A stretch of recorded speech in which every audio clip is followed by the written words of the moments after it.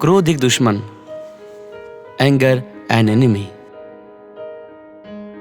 तो आइए आज इस कहानी को सुनते हैं और इस कहानी को अपने जीवन में ढालते हैं। तो एक समय की बात है, भगवान गौतम बुद्ध अपने शिष्यों के साथ बैठे हुए थे और उन्हें उपदेश दे रहे थे, उन्हें बता रहे थे, अच्छी अच्छी कहानियां सुना रहे थे। तब उन्होंने अपने शिष्यों से कहा, क्रोध इंसान का सबसे बड़ा दुश्मन है। क्रोध करने वाला व्यक्ति खुद को हानि पहुंचाता है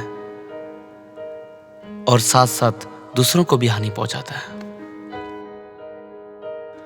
वह प्रतिशोध और बदले की आग में जलता है और अपने जीवन को बर्बाद करता है। उनके उपदेश खत्म हो जाने के बाद उनके शिष्यों में से एक शिष्य स्टूडेंट खड़ा होता है और कहता है, तू एक ढोंगी है, तू एक पागल है, तेरी बातें मनुष्य के रहन सहन से बिल्कुल उल्टा है, बिल्कुल विपरीत है। तू जो भी कहता है उससे अपने जीवन में खुद तो करता नहीं है और दूसरों को कहता है करने के लिए। गौतम बुद्ध को उल्टी सीधी बातें कह रहा था। तब गौतम बुद्ध ने कोई भी प्रतिक्रिया नहीं दी, कुछ भी नहीं कहा उससे, जबकि उन्होंने इतना कुछ कह दिया और वो शांत बैठे थे। लेकिन ऐसे में वह व्यक्ति और भी ज्यादा गुस्सा हो गया और गुस्से में आकर उसने गौतम बुद्ध के मुंह पर थूक दिया। इसके बाद भी महात्मा गौतम बुद्ध को गुस्सा नहीं आया और उन्होंने अपने चेहरे से थूक को पोंछा और वह चुपचाप बैठ गए। इसे देखकर वो लड़का हैरान रहा कि मैंने गौतम बुद्ध को इतना कुछ सुना दिया, इतना कुछ कह दिया, फिर भी इन्होंने कुछ नहीं कहा। यह सब देखकर उस शिष्य को समझ नहीं आया कि वह क्या करेगा। गुस्से में आकर वह उस जगह को छोड़कर चला गया और अगले दिन घर पहुंचा। जैसे ही वह अपने घर पहुंचा तब तक उसका दिमाग शांत हो चुका था। दिमाग शांत होते ही उसे इस बात का एहसास हुआ कि उससे कितनी बड़ी गलती हो गई।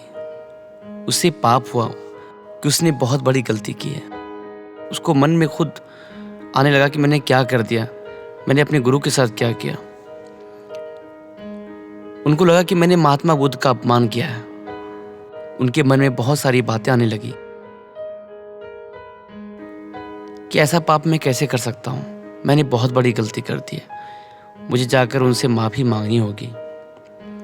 यह कहकर वह तुरंत ही गौतम बुद्ध के पास चला गया। लेकिन गौतम बुद्ध उस स्थान पे नहीं थे।